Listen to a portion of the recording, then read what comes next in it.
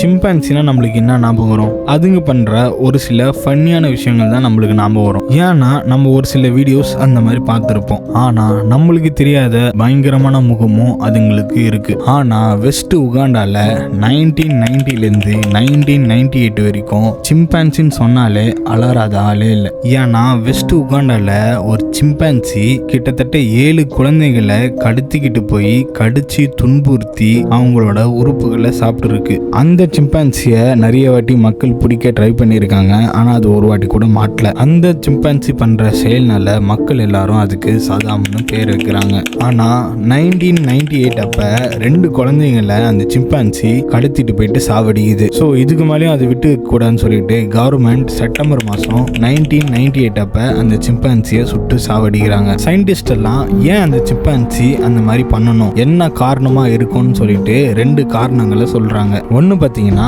அதுங்க இருக்கிற இடத்த நம்ம அழிச்சிட்டு நம்ம அங்கே போய் இருக்கிறதுனால அதுங்க கோவப்பட்டு இந்த மாதிரிலாம் பண்ணுதுன்னு சொல்றாங்க. இன்னொன்று, ஒரு வாட்டி தெரியாம மனுஷனோட மாமிசத்தை தின்னுட்டு அதுங்க அதில் ருசி கண்டு இந்த மாதிரி பண்ணுதுன்னு சொல்றாங்க. இதை பற்றி நீங்கள் என்ன நினைக்கிறீங்கன்றத கமெண்ட் செக்ஷனில் சொல்லுங்கள். இந்த மாதிரி வீடியோஸுக்கு மறக்காமல் நம்ம சேனலை சப்ஸ்கிரைப் பண்ணிக்கோங்க.